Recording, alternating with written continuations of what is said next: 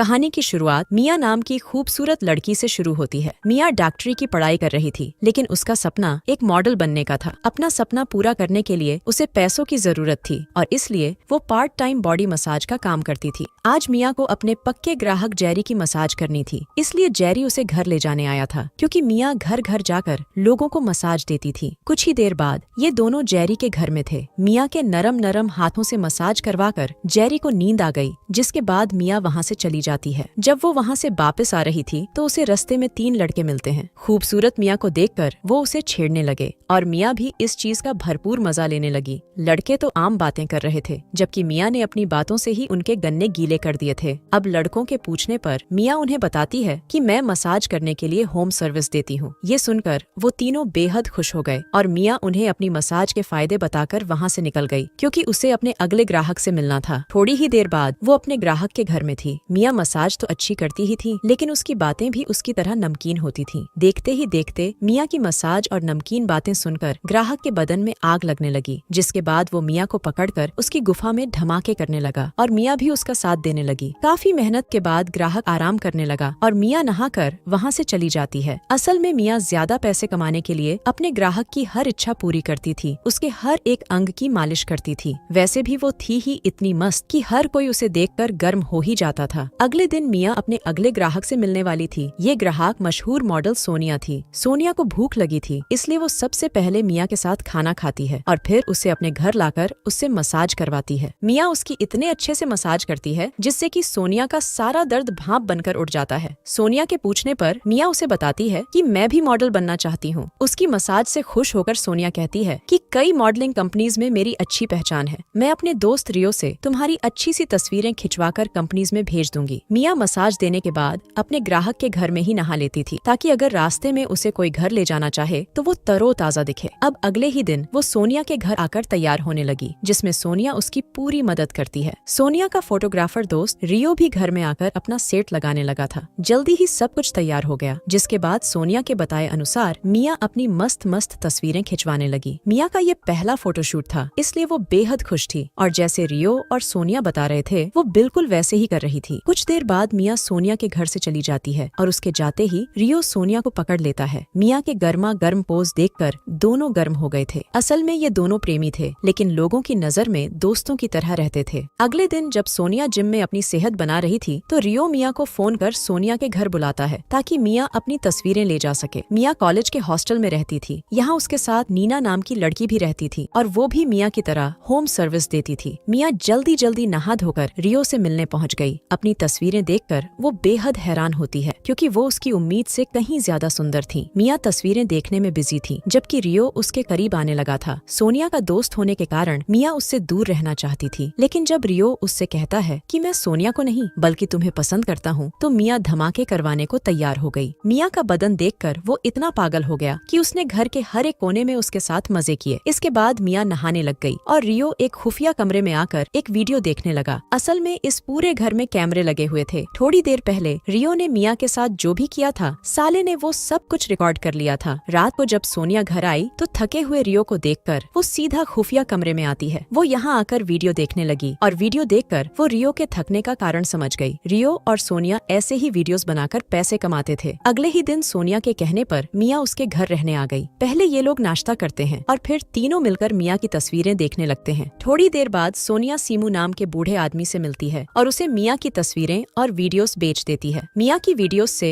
इन्हें अच्छी खासी कमाई हो गई थी, इसलिए ये लोग कुछ पैसे मिया पर भी खर्च करते हैं। इसी बीच सोनिया मिया को बताती है कि आज रियो का जन्मदिन है, इसलिए रात को हम लोग घर में पार्टी करेंगे। जब ये दोनों जन्मदिन मनाने की योजना बना रही थी तो कुछ लोग उन पर नजर रखे हुए थे। रात होते ही रियो के जन्मदिन की पार्टी शुरू हो गई। तीनों दारू पीने के साथ साथ खूब हंसी मजाक भी करते हैं। पार्टी को रोचक बनाने के लिए तीनों गेम खेलने लगे। गेम में हारने पर सबसे पहले रियो अपने शरीर पर बर्फ घिसता है और जब मिया हारी तो उसे सोनिया को किस करना था। वो जिस तरह सोनिया को किस कर रही थी उसे देखकर रियो की पतलून में हलचल होने लगी, जिसके बाद वो दोनों को पकड़कर उनकी गुफा में धमाके करने लगा। मिया इन दोनों से दोस्ती कर बेहद खुश थी, जबकि ये लोग उसका गलत फायदा उठा रहे थे। कुछ दिनों बाद जेरी मिया से मिलने आता है। वो उसे घर ले जाना चाहता था, लेकिन मिया मना कर देती है, क्योंकि उसके एग्जाम आने वाले थे, इसलिए वो पढ़ाई पर ध्यान देना चाहती थी। जब मिया वहाँ से चली गई तो जेरी के पास वही लोग आते हैं जो सोनिया और मिया पर नजर रख रहे थे। जेरी के पूछने पर वो बताते हैं कि हम पुलिस हैं। आजकल मिया जिन लोगों के साथ काम कर रही है वो लोग गंदी वीडियोस बनाकर बेचते हैं और हम मिया को गवाह बनाकर उन्हें पकड़ना चाहते हैं। रात को जब मिया सोनिया के घर आई तो उसे वहाँ पुलिस नजर आती है। मिया को कुछ समझ नहीं आ रहा था और तभी अफसर सैम उसे बताता है कि तुम्हारे नए दोस्त तुम्हें मॉडल नहीं बल्कि गंदी फिल्मों की हीरोइन बना रहे हैं। इसके बाद पुलिस वाले मिया को लेकर एक होटल में आते हैं और मिया की मुलाकात सीमू से करवाते हैं, जो उसकी वीडियोस खरीदकर उन्हें इंटरनेट पर डालता था। रियो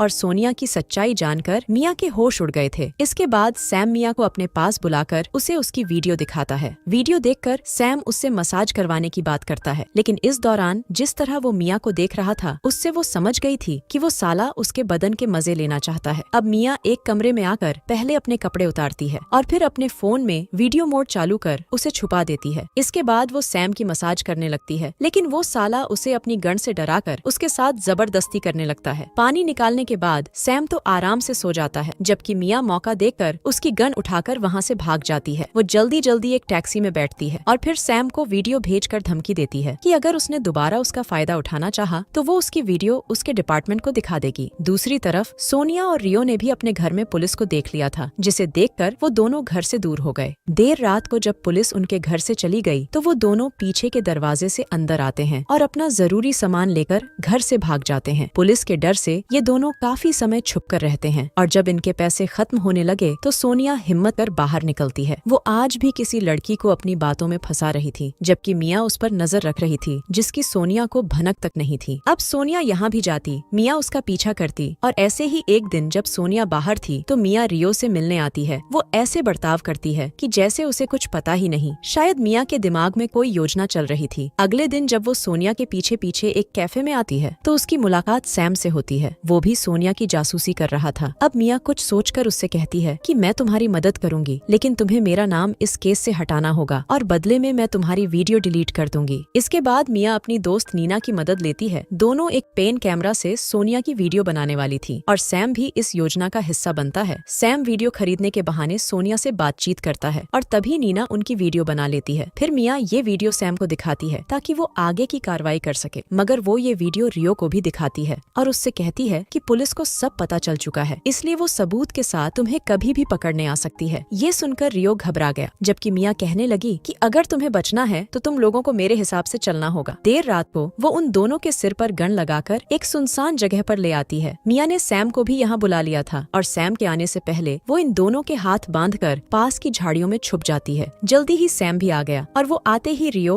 और सोनिया को गाड़ी से बाहर निकालता है। सैम इन्हें मारने वाला था, लेकिन रियो सैम को रोकने लगा। दोनों में हाथापाई होने लगी थी और तभी सोनिया सैम की गन उठाकर गोली चलाती है। उसकी चलाई गोली रियो को लग गई थी, जिसके बाद वो सैम को भी गोली मार देती है। अब वो जल्दी जल्दी सैम के हाथ में गन रखकर भागने लगी, लेकिन सैम अभी जिंदा था और वो मरने से पहले सोनिया को मार देता है। कुछ देर बाद मिया बाहर आती है। उसके पास सैम की जो गन थी वो उसे रियो के हाथों में रख देती है ताकि देखने वालों को लगे कि ये लोग आपस में ही लड़कर मर गए। इसके बाद वो उनका सारा सामान लेकर वहाँ से चली जाती है। अगली सुबह वो सारे सामान से भरा बैग नदी में फेंक देती है और इसी के साथ इस कहानी का यही अंत हो जाता है।